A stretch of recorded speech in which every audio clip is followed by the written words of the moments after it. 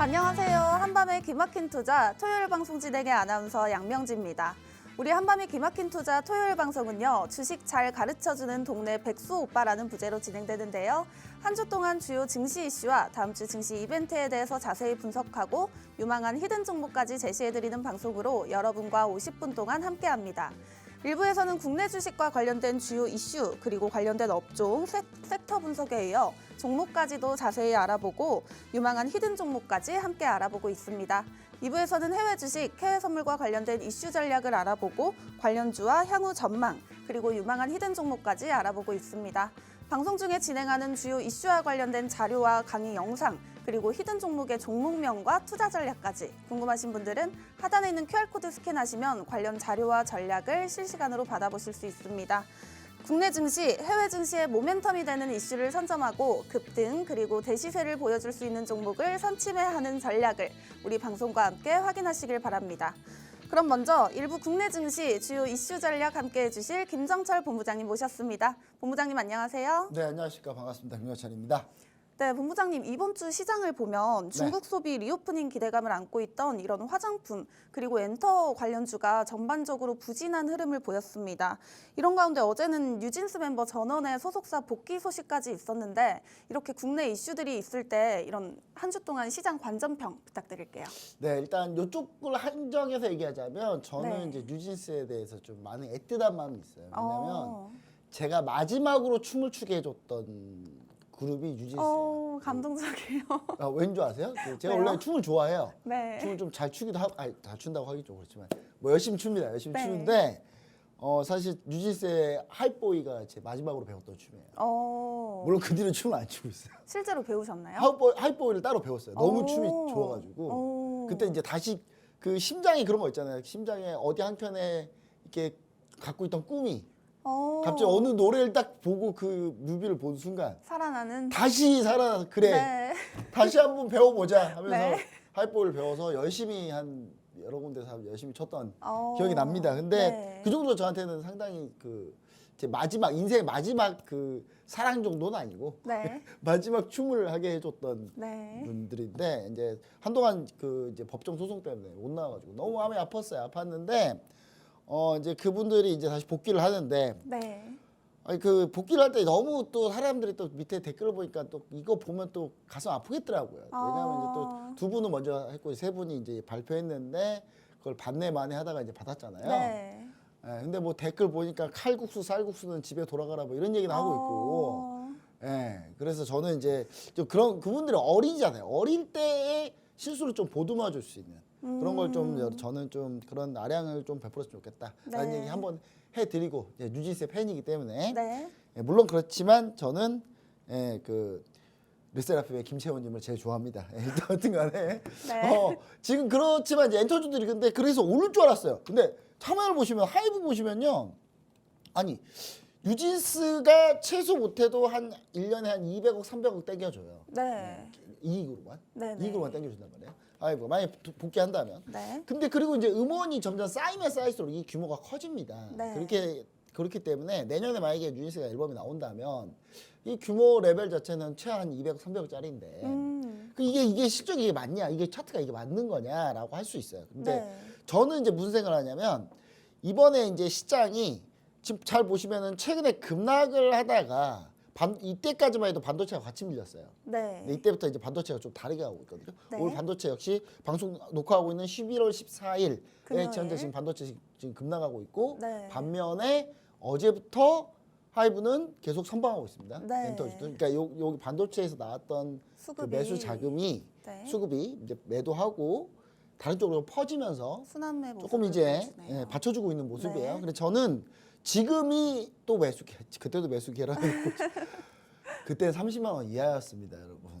지금 29만 8,500원, 또 30만 원 이하잖아요. 그래서 저는 30만 원 이하에서는 하이브는 매수할 수 있다라는 얘기. 그냥 저는 히든 종목 말고 그냥 오늘 다이렉트 종목으로 그냥 하이브는 지금 매수해도 가능하다.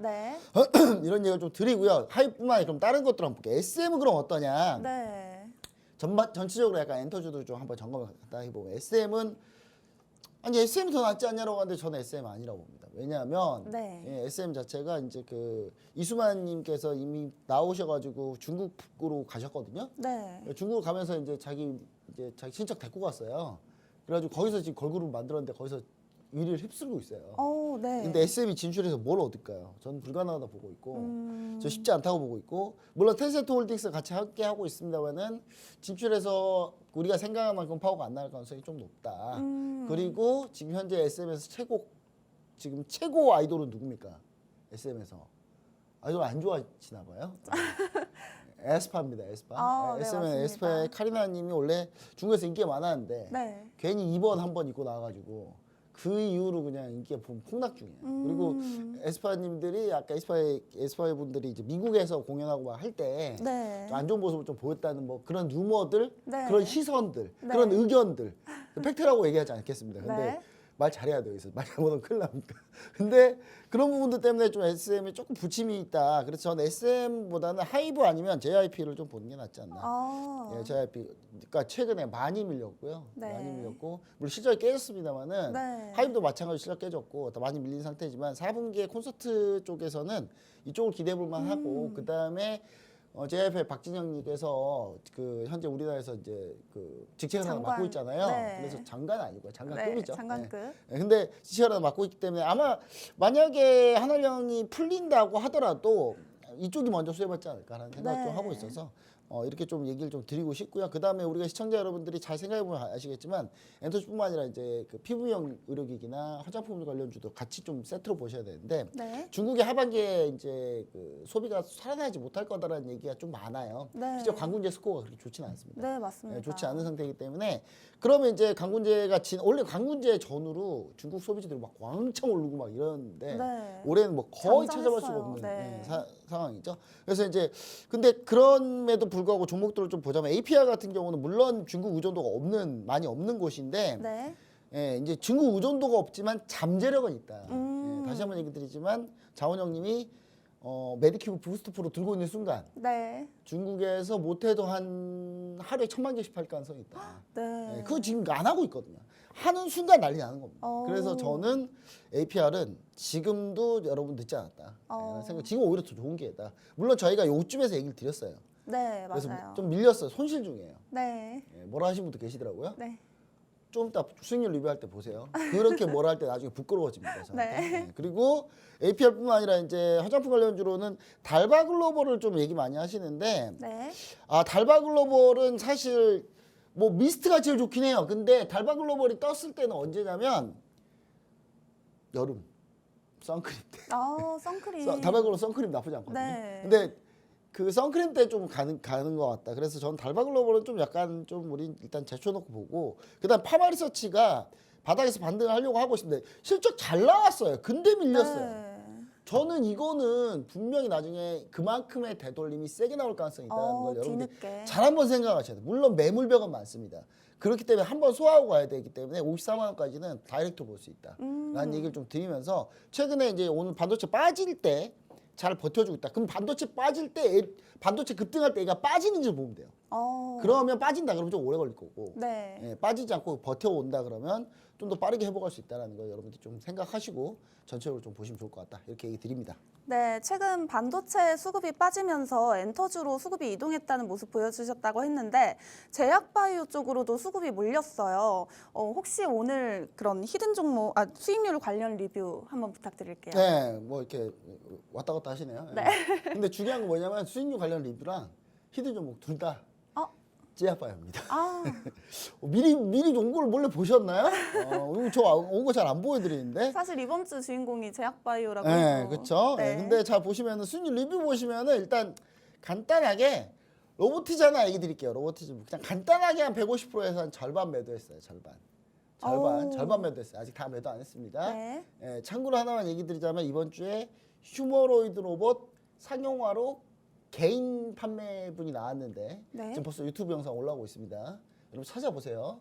물론 작동은 잘 안 됩니다. 근데 이 정도면 준수하다. 예, 조만간 우리 집에도 로봇 하나 네. 어머니 집에 로봇 하나 들여놔야 되겠어요라는 내용이 나올 수도 있다. 그런 CF가 나올 수도. 이거 무슨 CF인지 아세요? 잘 몰라요. 모르죠? 네. 보일러 CF예요. 어머니 집에 보일러 하나 놔드려야 되겠어요라는 CF가 있어요. 그 CF 문구가 옛날 있어요? 건가요? 네, 옛날 거예요. 네. 그 아마 학생 때일 거예요. 네. 근데 요게 이제 문구가 바뀔 수 있다. 어머니 댁에 아버님 댁에 로봇 하나 놔드려야 되겠어요. 뭐 곧 이런 부분 시대가 올 거다.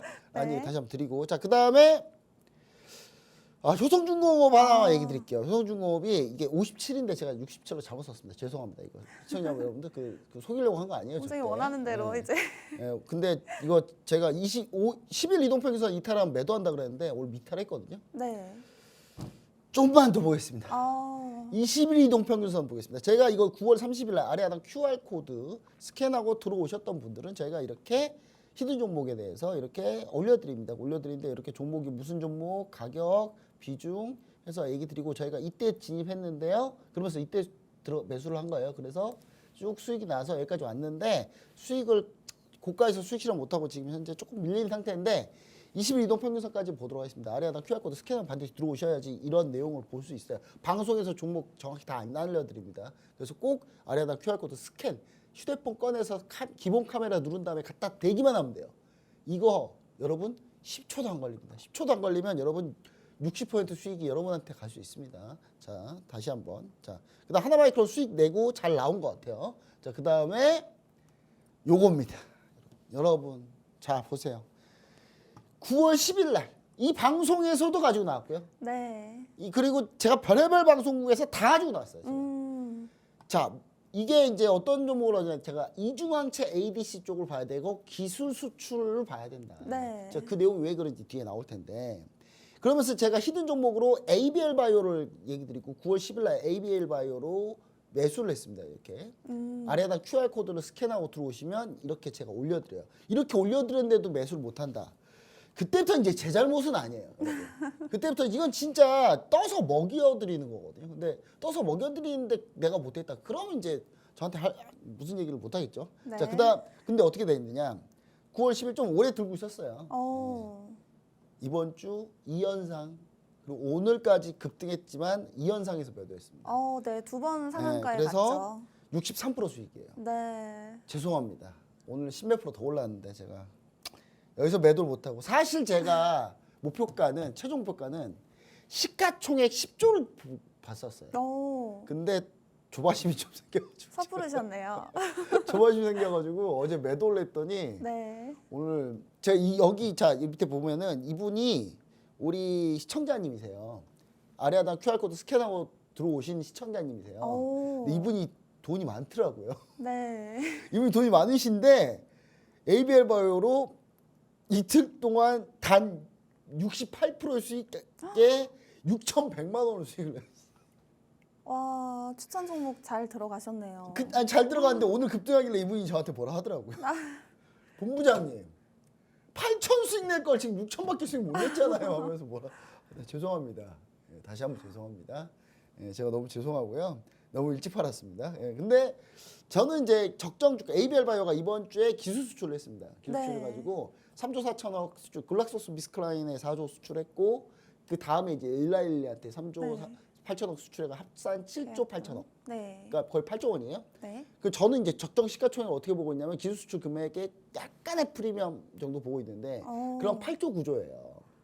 예, 그래서 매도한 건데 거기 좀 더 갈 수 있습니다. 주식이라는 게 물리학의 법칙처럼 한번 튀어오르면 여기가 적정선이면 살짝 오버해요. 그래 다시 근데 우리가 머리 꼭대기를 먹으려고 하면 쉽지 않다. 네, 무릎에서 사고 어깨에서 팔라는 말이 있잖아요. 네, 그렇게 근데 그게 무릎과 어깨, 머리가 도대체 어디인지는 아무도 모른다. 네. 근데 저는 이게 이 정도가 어깨 이상이라고 좀 봤기 때문에 매도한 거고요. 그래서 다시 한번 여기 시청자님한테는 죄송해요. 죄송한데 이 정도면 나쁘지 않다. 저는 약간 이렇게 생각하고 있습니다. 자, 그다음 지난주 따끈따끈한 거 얘기 드릴게요. 지난주 제가 11월 9일 날 얘기 드렸던 게 바로 왼쪽에 있는 이 부분. 이게 뭐냐면요. 이게 이수페타시스였어요. 네. 그 다음날 바로 급등했어요. 참고로 제가 방송하고 그 다음날 바로 폭등했어요. 네. 시청자님들 방송만 들어왔으면 그냥 먹는 거예요. 그 다음에 자 제가 얘기드린 거 화요일 날 이번 주 화요일이에요. 이번 주 화요일 에이프릴 바이오를 제가 역시 이 방송에서 가지고 나온 종목이에요. 네. 그리고 언제 공략하자고 사람들이 좀 이렇게 일주일 뒤에 제가 공략했을 뿐이에요. 네. 자, 뭐 시초가에 그냥 매수다. 자, ABL 바이오랑 에이프릴 바이오 둘 다 ADC 이중항체 둘 다 기술 수출했던 회사예요. 네. 그렇기 때문에 이 종목도 ABL 바이오가 폭등하니까 같이 급등했어요. 자, 한번 차트를 한번 간단하게만 볼게요. 간단하게만 볼게요. 너무 길게 보면 안 될 것 같아서 간단하게 볼게요. 자, 네. 먼저 이수페타시스입니다. 물론 오늘 급락하고 있습니다. 근데 이때예요, 이때. 그냥 10월 9일 날 방송 TV 방송하고 10월 9일 일요일이었고요. 11월 9일 날 방송 나왔고 11월 10일 날 바로 당일 13%까지 급등하고 쭉 오르다가 오늘 좀 밀렸는데 제공약 마려우신 분들 계실 거예요. 제공약 마렵다 뭐 이런 얘기 하거든요. 네. 제가 좀 신세대가 아니어가지고 그게 정확히 처음에 몰랐는데 아래 하단 QR코드 스캐너로 들어오시면 제공약 준비할 수 있습니다. 엔비디아 관련주입니다. 엔비디아 GPU 기판 만드는 회사예요. 그렇기 때문에 엔비디아 시점 발표에 따라서 완전히 달라집니다. 주가. 자, 그 다음에 또 뭐 있죠? 제가 아까 했던 에이프릴 바이오, ABL 바이오 아니에요. 에이프릴 바이오. 네. 에이프릴이라는 걸그룹 아세요? 네, 알아요. 네. 저도 좋아했습니다. 여튼간에 에이프릴 바이오도 우리 화요일 날 공략 있잖아요. 바로 급등. 아래 하단 QR코드를 스캔하고 들어왔으면 여러분 같이 이런 걸 다 같이 함께 할 수 있었다라는 얘기 다시 한번 드리면서 수익률 리뷰 마치도록 하겠습니다. 네, 본부장님이 공략하셨던 공략주들 다음날 바로 급등하던지 이렇게 투현상에 가는 이 종목들 나도 궁금하다 하시는 분들은 하단에 있는 QR코드 스캔하시면 관련 자료와 전략 실시간으로 받아보실 수 있습니다. 그럼 본격적으로 오늘 주요 이슈에 대해서 넘어가 보도록 하겠습니다. 이번 임시 예산안 합의로 미국 정부의 셧다운이라는 이 불확실성 요소가 해소됐습니다. 이로 인해 미뤄졌던 고용이나 물가 등 핵심 경제 지표들이 이제 순차적으로 발표될 텐데요. 본부장님께서는 이 지표들이 시장의 예상치와 어떤 괴리를 보일 가능성이 있다고 보시는지, 그리고 그 결과가 결국 다음 달 FOMC 회의의 금리 결정에 미칠 영향 어떻게 분석하시는지 궁금합니다. 네, 일단 이거 사실 발표하는 게 유리했을까요? 발표 안 하는 게 유리했을까요? 전 트럼프 대통령 행정부에 물어보고 싶었던 게 발표했으면 오히려 트럼프 행정부한테 유리했을 수도 있다. 근데 하나만 발표할 수 없으니 발표를 안 한 거다라고 전 보고 있어요. 왜냐하면 이미 시점이 지났잖아요. 네. 조사한 내용은 있어요. 근데 시점이 지났지만 조사한 내용이 있는데 그 조사한 내용 자체를 분류를 다 안 했기 때문에 이걸 다시 재분류해서 하는데 시간이 걸리고 그러다 보니까 트럼프 행정부에서 이거 발표를 안 할 수밖에 없다. 해도 나중에 결과 알 수밖에 없다라고 얘기를 하는 거예요. 근데 자, 지표 중에 두 가지가 안 나왔는데 CPI랑 고용지표예요. 네. CPI는 트럼프 행정부한테 불리합니다. 네. 왜냐면 물가 상승률이 더 높았을 거기 때문에. 어. 그 다음에 고용지표는 트럼프 행정부한테 원래 불리해야 되는데 이게 유리하게 작용될 수 있어요. 왜냐하면 고용지표가 깨졌을 거예요. 네. 보면은 화면 보시면은 비용 증감위에서 해고 발표한 기업들이 크게 증가했거든요. 네. 보이시죠? 크게 증가했어요. 그러면 네. 분명히 그 민간 지표 나왔는데 민간 지표 고용지표 깨졌죠. 민간 고용지표 안 좋았죠. 네. 그렇기 때문에 이게 트럼프는 고용지표를 발표해버리면 어떤 부분이 생기냐면 기준금리 인하 가능성이 더 생겨요. 네. 근데 둘 다 막았다. 이건 뭐겠습니까? 지금 미 연준이 생각하고 있는 그 점 봤을 때는 이거 두 개를 동시에 발표했다가는 사실 미 연준이 기준금리를 12월 달에 인하할 가능성이 별로 없다. 라고 판단했을 거예요. 네. 예, 그렇기 때문에 아마 발표를 다 어차피 둘 다 안 좋은 거고 발표했으면 그러니까 트럼프 정부가 못한 거는 사실인데 네. 기준금리 측면에서는 이게 사실 기준금리 그냥 동결 요소밖에 안 되거든요. 그래서 아예 발표를 안 한 건데 그러면서 이제 데이터 공백 장기화되고 통화정책 불확실성이다라는 얘기를 드리는 거고요. 네. 지금 S&P 500 보면 이제 요 통화정책 불확실성이 증가하니까 지금 현재 더 이상 올라가지 못하고 있습니다. 그 미국제 10년물 금리도 다시 올라오고 있거든요. 네. 다시 올라오고 있다라는 거. 사실 어제 좀 11월 10일 날, 13일 날 어제 조금 금리가 조금 다시 밀리면서 구체 가격 올랐는데 오늘 다시 또 금리가 또 반전됐어요. 그래서 최근에 채권 금리가 거의 바닥은 잡은 것 같은데 네. 바닥에서 채권 가격이요. 바닥 잡은 것 같은데 바닥을 잡고 얼마나 올라가는 속도가 너무 느리기 때문에 지금 이 부분이 좀 문제다. 자, 그 다음에 좀 보시면은 전체적으로 봤을 때 이제 미국의 기준금리가 동결이 됐을 때의 문제점이 뭐냐면 우리나라가 안 좋습니다. 따라가니까요. 왜 안 좋냐면 기준금리 인하해야 돼요. 네. 왜냐면 우리나라하고 미국하고 기준금리 격차가 상당히 많습니다. 자, 잠깐 이 차트를 하나 볼 텐데요. 네. 차트 하나 보시면 아시겠죠? 이거 여러분들 좀 보시면은 저는 개인적으로 좀 분노를 느끼는데 여기 보시면은 자, 미국 기준금리고요. 여기는 한국 기준금리입니다. 자, 기준금리 두 개인데 화면 한번 보여주시면은 자, 여기 보시면 우리나라가 원래 항상 기준금리가 높아요. 네. 높아야 정상이에요. 네. 근데 왜냐하면 미국은 달러잖아요. 네. 미국보다 우리나라 기준금리 낮아버리면 우리나라 돈 다 빠져서 미국으로 갑니다. 네. 근데 우리나라 그래서 항상 기준금리 높아야 되는데 지금까지 우리나라가 기준금리가 역전된 적이 딱 3번 있습니다. 네. 3번, 4번 정도 있을 거예요. 근데 기간이 길지가 않았어요. 근데 지금은 너무 길어요. 지금 보시면 아시겠지만 이때 우리나라는 기준금리를 적당히 올렸고 미국은 가파르게 올렸죠. 네. 우리는 이때 어떻게 했어야 될까요? 더 더 올렸어야 돼요. 네. 근데 이걸 누가 안 했다? 이창용 총재랑 그 이하 금통위원들이 안 한 거예요. 이거. 네. 그거 안 한 게 지금 박살이 나는 겁니다. 지금. 그래서 미국이 여기서 내려가야 되는데 금리가 그리고 우리는 동결만 하더라도 격차 줄어들면서 다시 요 구간이 와야 되는데 이거 안 오면 어디가 문제 생기냐면 네. 환율이 문제 생겨요. 지금 환율이 뭐 때문에 환율이 지금 우리나라 원화가 약세하는데 제일 중요한 포인트는 우리나라 기준금리를 그때 안 올렸기 때문에. 그때 왜 안 올렸어요? 부동산 떨어질까 봐. 금통위 위원분들이 부동산이 맞나 보네요. 저는 이런 생각할 정도로. 예? 그때 부동산 가격 방어한다고 기준금리 그 윤석열 정부 때요. 기준금리 안 올렸거든요. 네. 그러다가 지금 이 난리가 나는 거예요. 근데 저는 마치 자기하고는 아무 상관없다는 듯이 이창용 총재가 그런 말을 할 때마다 저는 정말 분노가 치미는데 이거 통화정책의 완벽한 실패입니다.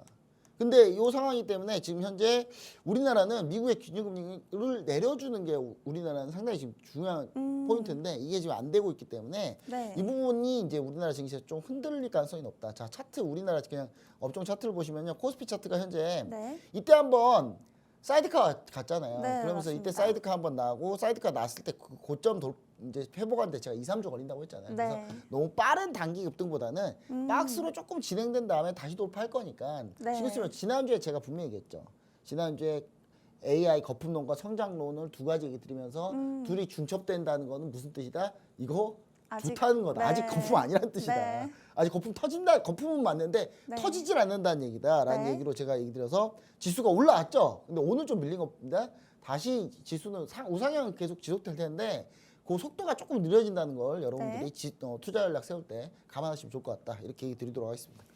네, 현재 박스권을 돌파하고 나중에는 반등할 수 있다고 하니까 걱정하지 말라고 말씀해 주셨습니다. 그럼 다음으로 히든 종목 바로 알아보도록 하겠습니다. 네, 일단 제가 이제 제약바이오를 좀 얘기 드렸는데 트럼프 행정부가 현재 약가 인하하고 관세 인하 압박에 화이자, 릴라일, 노보노디스크가 전부 다 약값을 인하했어요. 네. 평균 한 50에서 80% 인하했거든요. 네. 2025년과 2034년 사이에만 이 미국 빅파마들이 특허 완료가 어마어마하게 있습니다. 그러면 이익이 확 떨어져요. 네. 매출도 확 떨어지고. 그래서 지금 이 화이자, 일랄리, 노보노디스크 전부 다 무슨 생각하고 있다? 전부 다 M&A 아니면 기술 인수. 그러니까 우리나라는 기술 수출이죠. 네. 그렇죠? 그 부분을 좀 포인트 생각하셔야 돼요. 에이프릴 바이오도 그래서 매수한 거예요. 에이프릴 바이오에 기술 수출했던 회사가 네. 지금 미국 빅파마가 그거 인수하려고 하고 있어요. 네. 그러니까 에이프릴 바이오를 저희가 매수한 거거든요. 왜냐면 나스닥 상장사인데 이거 인수해버린 순간 에이프릴 바이오 바로 폭등해요. 네. 그걸 좀 생각하고 제가 매수한 거고. 자, 보시면은 그래서 우리가 요 종목을 볼 텐데 원래 기술 수출의 원조 기업입니다. 이 기업이. 네. 기술 수출하면 이 기업이에요, 원래. 오. 그리고 이 기업이 우리나라에서 비만 당뇨 치료제 제일 빨라요. 임상이. 오. 한 2년 내면 나와요. 여기는. 지금 순조롭게 잘 되고 있는데.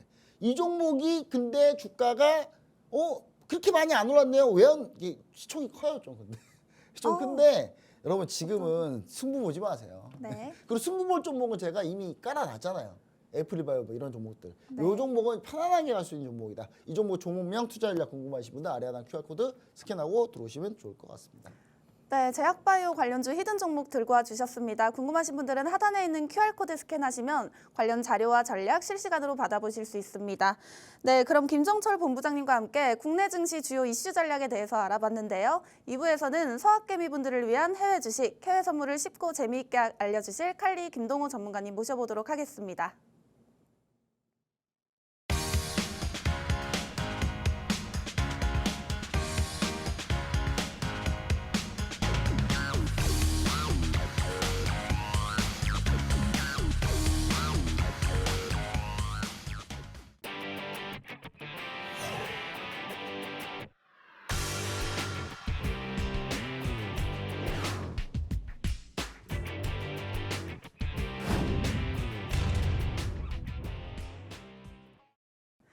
어렵게만 느껴지는 해외 주식, 원유, 골드, 나스닥 선물 등 상승과 하락 모두 수익을 낼 수 있는 투자의 대안이 되는 해외 선물을 쉽고 재미있게 알려주실 칼리 김동호 전문가님 모셨습니다.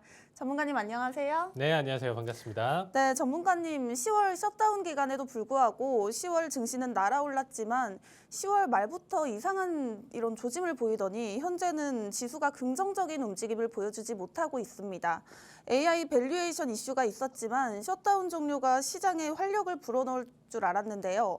오히려 셧다운 종료와 함께 조정의 폭이 더 깊어지는 것 같은데 칼리 전문가님 이 상황 어떻게 보시나요? 한 줄 리뷰 부탁드립니다. 일단은 지금 현재 뭐 상황으로 좀 놓고 본다라고 하면 좀 엇갈린 흐름 자체를 또 보여주고 있고요. 이렇게 좀 본다라고 하면 정말 AI 밸류에 대한 지금 현재 조정인가? 라고 좀 판단할 수 있는 정도로 일단 좀 낙폭이나 내용 자체를 계속적으로 좀 그려지고 있습니다. 자, 일단 우리가 맵을 한번 좀 보면서 일단 좀 판단해 본다라고 하면요. 자, 일단 마이크로소프트, 엔비디아, 브로드컴, 오라클 할 것 없이 팔런티어 특히나 이제 낙폭 흐름 자체를 굉장히 좀 크게 이어가지고 있는 상황입니다. 자, 거기에 반해서 뭐 아마존, 테슬라, 구글 같은 경우는 좀 버텨주고 있고요. 애플 역시 지금 7%대 한 주 기준으로 일단 하락폭을 좀 그려가지고 있는 상황이고요. 그 뭐 애플 같은 경우는 좀 상승 하락에 대한 반복을 좀 보여주다 보니까 현재 내용 자체 좀 약보합 내용 자체로 일단 좀 버텨주고 있다라고 보시면 될 것 같습니다. 자, 일단 좀 눈에 띄는 섹터 기준으로 본다라고 하면 헬스케어에서 어떻게 보면 좀 대장격으로 좀 볼 수 있는 일라이릴리가 상승 흐름 자체를 계속적으로 이어가지고 있고요. 거기에 따라서 뭐 암젠이라든지 화이자라든지 이런 종목들 같은 경우도 오히려 재차 반등 흐름 내용 자체를 좀 보여주고 있습니다. 자, 헬스케어에 대한 내용 자체는 일단 컨퍼런스가 있었기 때문에 거기에 대한 기대감 내용 자체를 좀 가져가면서 상승 흐름 자체를 좀 이어간다라고 보시면 될 것 같고요. 최근 이제 메세라 인수에 대한 내용 자체에서 뭐 화이자라든지 그리고 노보노디스크라든지 이 구간에서 이제 굉장히 입찰에 참여를 했었던 이 두 기업에서 이제 화이자가 성공을 하면서 거기에 따른 내용 자체 기준으로 좀 상승폭이 그래도 그렇게까지 좀 크지는 않는 상황이다. 그래도 시장 자체가 좀 엇갈리는 흐름인데 사실 이제 빨간불을 전반적으로 일단 또 많이 켜고 있는 상황이고 거기에 따라서 일단 좀 조정 내용 자체를 좀 크게 보여주고 있었던 한 주였다라고 보시면 되겠습니다.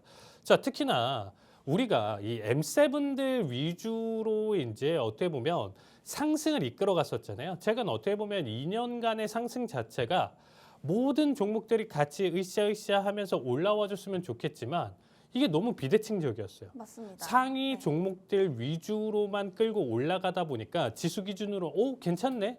신고가 갱신하면서 너무 좋네 라고 하는데 나머지 종목에서는 뭐 크게 변화도 없고 뭐 가는 테마성 섹터 기준으로 종목별로 일단은 뭐 단기 급등 보여주는 종목들을 있겠지만 뭐 100개, 200개 종목에서는 그렇게 올라가는 형태가 뭐 8개, 10개 수준이고 나머지에서는 그냥 현재 수준 유지 혹은 하락을 보여줬다라는 거죠.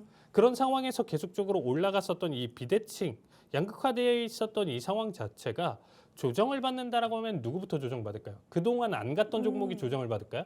아니요, 잘 갔던 종목이요. 그렇죠. 정확하게 얘기를 해주셨는데 네. 그동안 잘 갔던 종목들이 조정을 받게 돼요. 그래서 우리나라 기준으로도 좀 사실 뭐 이런 얘기를 좀 쉽게 하면 안 되긴 하지만 뭐 하이닉스라든지 삼성전자를 필두로 해서 사실 우리가 이제 4천 코스피 이상 이제 해가지고 계속적으로 돌파를 보여줬던 만큼 네. 얘네 기준으로 만약에 이제 좀 조정 장세나 내용 자체가 만들어진다라고 하면 얘네 위주로 조금 만들어질 가능성이 높다라는 거예요. 그래서 국내 기준으로도 사실상 이제 뭐 순환매나 내용 자체 기준으로 이제 나머지 섹터로 이제 좀 옮겨갈 가능성이 높다 이렇게 좀 판단해 보실 수 있는데 만약에 이제 좀 옮겨간다라고 하면 저는 헬스케어 쪽. 일단 우리가 제약바이오 이쪽 라인 쪽에서는 한 번의 급등이나 테마성 급등, 연상 뭐 이런 부분들까지 좀 노려보면서 지금 현재 타이밍에서는 한번 좀 노려볼 수 있는데 굉장히 좀 위험해요. 어쨌든 이 M7들 뭐 상위 종목들이 조정을 받잖아요. 네. 그럼 나머지 종목들도 사실 막 그렇게까지 급등이 나오긴 힘들다라는 거예요. 그러니까 어떤 느낌이냐면 이제 한 300개 종목 중에 오른 종목 5개, 급등하는 5개를 찾아야 되는 거예요. 네. 확률이 어떤가요? 극악이죠. 너무 적어요. 뭐 한 1%, 2% 수준밖에 안 되니까 네. 사실 내가 정말 뛰어난다라고 하더라도 제 생각은 그래요. 뛰어나다라고 하더라도 그런 종목을 캐치한다라는 거는 운이 좀 많이 작용을 해야 됩니다. 그러면 확률상 그 뭐 100개 중에 3, 40개가 오른다라고 하면 오히려 해볼 만한데 100개 중에 뭐 3개, 5개 수준 올라가는 거에서 그 급등을 찾는 건 생각보다 많이 어렵겠죠. 그래서 약간 지금 좀 어려운 장세다. 당연히 이제 급등이 나와주면 너무 좋겠지만서도 지금의 매도세나 내용 자체가 굉장히 좀 아프기 때문에 네. 이런 내용 자체는 조심하셔라. 그래서 제가 이 방송에서 계속 강조를 드렸어요. 일단은 지금 현재 단기 고점에 대한 내용 자체 그리고 어떻게 보면 이번에 셧다운에 대한 내용 자체로도 사실 셧다운을 기준으로 하락을 보여주지는 않았었기 때문에 네, 셧다운이 맞아요. 해소가 된다라고 해서 급등이나 내용 자체로 연결되는 거는 절대 안 된다라고 제가 얘기를 드렸어요. 그 해석은 틀렸다.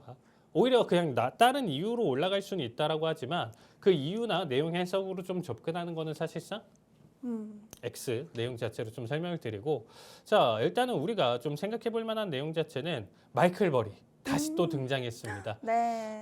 영화 빅쇼트를 보신 분들은 조금 아실 거예요. 마지막에 딱 이제 마이클 버리가 수익률을 딱 내고 이제 떠났던 사람인데 네. 사실 좀 어떤 느낌이냐면요. 그때 당시에 이제 좀 예측을 좀 잘했어요. 이 네. 마이클 버리가.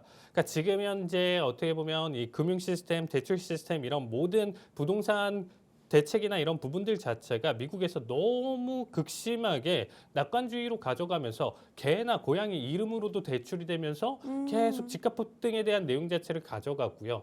영화에서 뭐 보신 분들은 아시겠지만 스트리머가 뭐 사실 스트리머가 아니고 죄송합니다. 스트립 댄스를 하는 사람들도 뭐 사실상 내가 자가를 5개를 갖고 있다, 6개를 갖고 있다 뭐 이런 상황으로 바뀌었었어요. 네. 근데 그때 당시에는 왜 그랬었냐면 사실상 집값이 계속 올라가는 추세니까 10억짜리가 11억, 12억, 13억 이렇게 되는 추세가 너무 가파르게 계속적으로 이어지다 보니까 대출을 해줘도 어쨌든 올라가는 형태에서 만약에 갚을 능력이 안 돼? 그럼 그 집을 팔아서 우리가 어쨌든 메꾸면 돼. 은행 입장에서도 괜찮았다라는 거예요. 네. 근데 한도 끝도 올릴 수는 없겠죠. 서울 아파트 값이 그냥 평균 우리가 이제 뭐 비싼 아파트 제외하고 50억, 100억이 그냥 다 전 지역 평균이라고 하면 사실 수 있어요? 못 사죠. 그쵸. 네. 그런 개념이에요. 그러니까 뭐 한도 끝도 없이 올라갈 수 있는 구조는 아니다라는 거죠. 뭐 만약에 그러면 아파트 값이 계속 올라가면 1,000억 주고 살 거예요?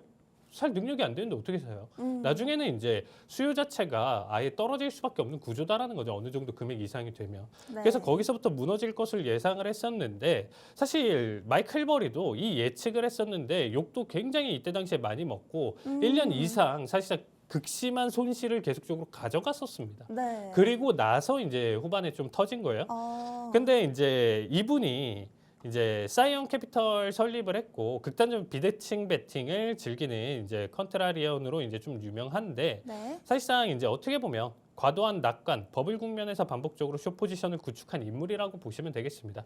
앞에 설명했던 것처럼 근데 이제 와서 또 왜 등장을 하냐? 네. 그때 그 어떻게 보면 우리가 요즘 좀 표현으로 도파민이라고 좀 얘기를 하잖아요. 이런 얘기로 그때 당시에 이제 큰 도파민의 어떻게 보면 이 숏 투자로 큰 수익을 벌었던 기억이 있기 때문에 미래에서도 이런 타이밍이 나와줬을 때 이런 투자나 내용 자체를 좀 적극적으로 가져간다고 보시면 되겠습니다. 그런데 마이클 버리도 사실 실패를 했었던 시점이 한 번 있었어요. 이 구간. 캐시우드랑 붙었던 구간이 딱 여기거든요. 여기 구간 때 사실 이제 캐시우드랑 붙었어요. 캐시우드 같은 경우는 이제 어떻게 보면 테슬라 이쪽에서 이제 앞에서 어마무시한 수익을 가져가면서 우리가 이제 또 이름을 올렸었던 사람인데 네. 캐시우드는 그냥 이 시장 자체는 지금 현재 기술 혁신이라는 내용 자체가 절대 조정을 받을 수 없다라고 하면서 계속 상승. 마이클 버리는 여기서 이제 하락? 금리 인상 시기나 내용 자체에서 하락 내용 네. 자체를 좀 얘기를 했었는데 시기가 조금 엇갈렸어요. 그러니까 사실 중간중간 등장은 했어요. 마이클 네. 버리가. 그러다가 시장의 광기는 이길 수가 없다 하면서 포기할 때도 있었고 항상 맞추는 사람은 아니다라고 보시면 되겠습니다. 네. 그런데 지금 현재 과도한 낙폭 내용 자체로 일단은 좀 가져가는 상황인데 최근에 좀 행보를 한번 좀 보시는 게 좋아요. 헤지 펀드는 폐쇄를 시키고요. 숏 포지션을 유지한다는 얘기를 좀 가져오고 있습니다. 최근에 파산했다는 이야기가 그거보다는 사실상 이제 네. 폐쇄 자체 이제 어떻게 보면 공식적으로 투자자들의 자금 관리로 인해서 숏 투자 자체는 안 하겠다라는 얘기를 가져가는 거예요. 이 폐쇄를 했다라는 게. 네. 왜냐면 이전처럼 욕먹긴 싫다. 대신에 자신의 돈으로 숏 포지션을 계속적으로 가져왔겠다. 왜냐면 사실 지금 시장 자체가 뭐 여차하면 또다시 반등 치면서 계속 올라갈 시장이거든요. 맞아요. 다시금 신고가 갱신하면서 쭉쭉 뻗어나갈 수 있기 때문에 그 욕을 먹기 싫은 거예요. 대신에 내 돈 잃는 건 상관없기 때문에 거기에 따라서 나는 숏 포지션에 대한 내용 자체의 의사를 좀 가져간다라고 보시면 될 것 같습니다. 저 역시도 지금 현재 AI 뭐 사실 미래에 대한 내용 자체로 본다라고 하면 계속적으로 긍정적이다라고 저는 분명히 얘기를 했어요. 네. 앞으로 우리가 10년, 20년을 본다라고 하면 당연히 AI 시대로 넘어갈 수밖에 없는 구조인데 지금 현재 우리가 좀 살펴본다라고 하면 결국에는 밸류에 대한 부담감, 내용 자체도 계속적으로 가져가고 있고 네. 생각보다 떨어지지 않는 채권금리, 미국채 10년물 이런 부분들로 좀 본다라고 하면 사실 이제 미국 전체적으로 좀 본다라고 했었을 때 이제 어떻게 보면 이자 부담이나 내용 자체가 굉장히 좀 부담스러운 상황이고요. 거기에 따른 트럼프 리스크 내용 자체도 계속적으로 있는 상태에서 지금 현재 그냥 이 위험 자산에 대한 내용 자체가 계속적으로 올라가는 이런 형태는 대체적으로 우리가 역사상 폭락장을 좀 연출하기 직전의 시그널에서 좀 많이 보여주는 형태였다라고 보시면 될 것 같아요. 네. 그래서 지금 현재 이런 마이클 버리 마이클 버리가 2000년대 닷컴 버블 말기와 지금 좀 흡사한 국면으로 좀 판단을 하고 있습니다. 그러니까 사실 닷컴 버블이랑은 차이점은 굉장히 좀 많지만서도 네. 실질적인 투자가 이어갔다라는 어떻게 보면 차이점은 있다라고 하더라도 네. 사실상 이 AI에 대한 KPX 급증 자체가 저는 정말 무시할 수는 없다라고 생각해요. AI에 대한 투자가 적절한 선에서 빅테크 기업들이 계속적으로 투자를 하는 건 오케이. 네. 제가 계속 예를 드렸었던 게 뭐 PC방을 차리는데 맞아요. 그렇죠. 네. 기억하시죠? 1,000억, 2,000억, 3,000억 들어가는 순간 안 된다라는 거예요. 네. 원금 회수가 안 된다라는 거예요, 이거는. 네. 지금이 그래요. 만약에 이제 100억, 200억 수준까지만 본다라고 하더라도 미래에 대한 투자구나라고 긍정적으로 좀 바라볼 수 있는데 이게 1,000억, 5,000억 조 단위가 넘어갈수록 이거 맞나? 네. 나중에 이거 어떻게 회수하려고 그러지? 라는 생각이 드는 거예요. 그래서 과도한 내용 자체 해석이 결국엔 따라오지 못한다라고 하면 여기에 대한 내용 자체로 시장 하락을 가져갈 가능성이 높다라고 보시면 될 것 같습니다.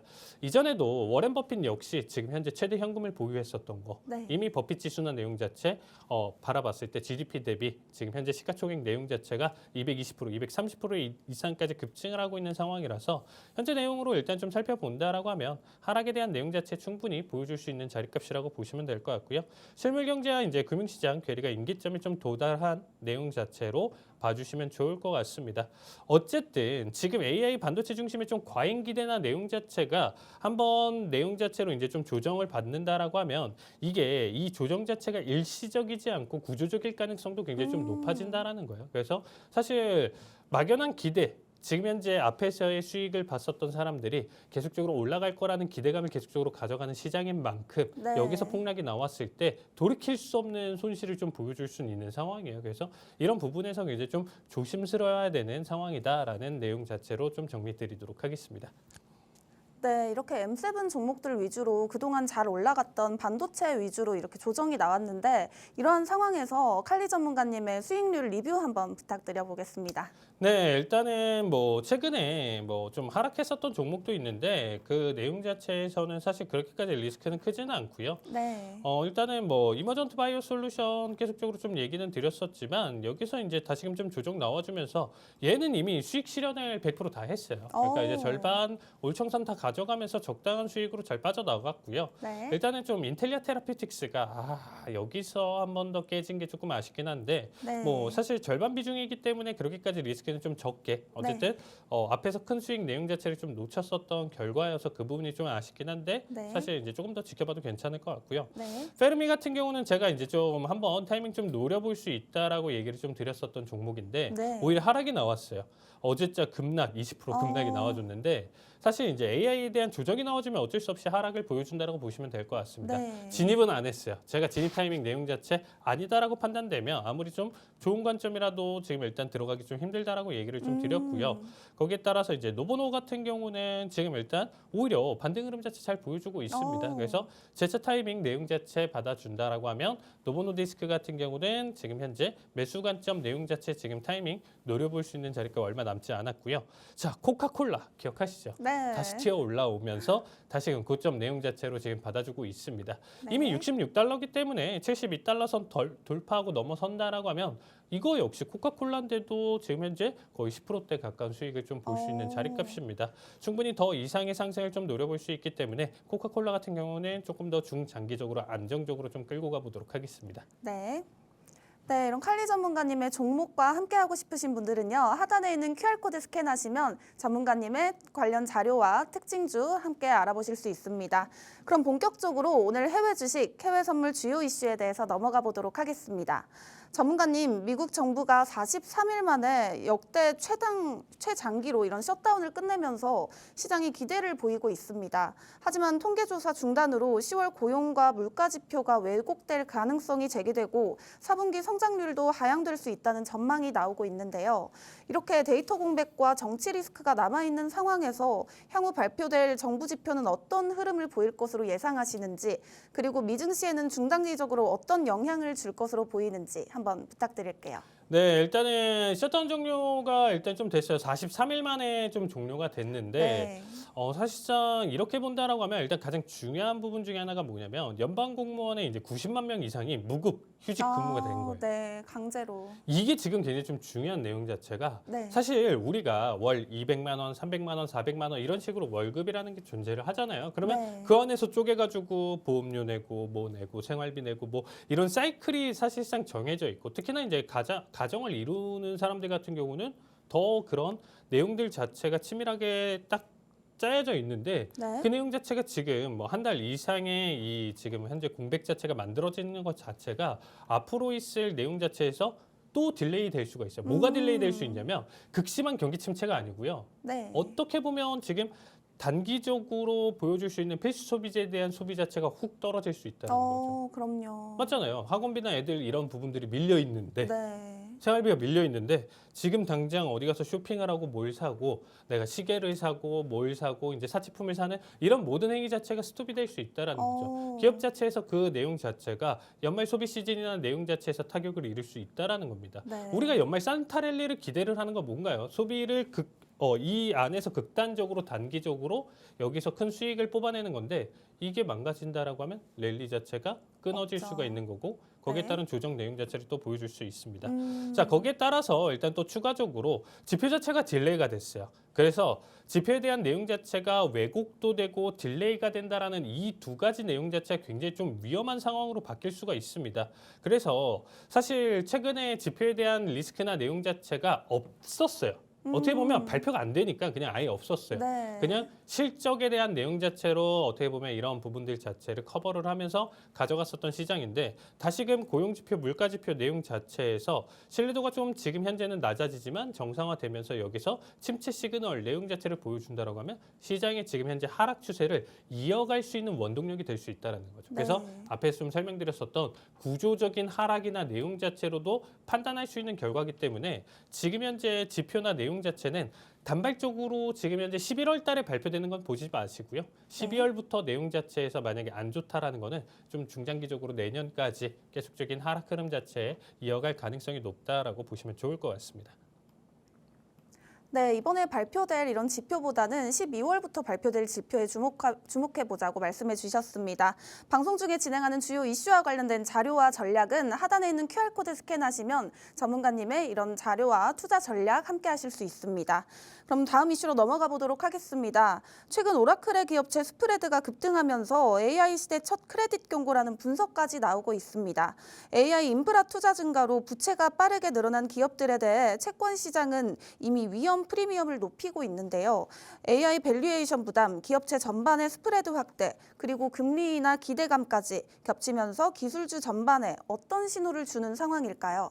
사실상 우리가 이제 좀 바라본다라고 하면 정말 위험한 시그널이라고 보시면 될 것 같습니다. 왜냐하면 채권 시장 자체가 어떻게 보면 주식 시장보다 훨씬 더 커요. 근데 이게 어떻게 보면 기업체만 사실 국한된 건 아니고 국채까지 포함시킨다라고 하면 그 시장 규모가 어마무시할 수밖에 없죠.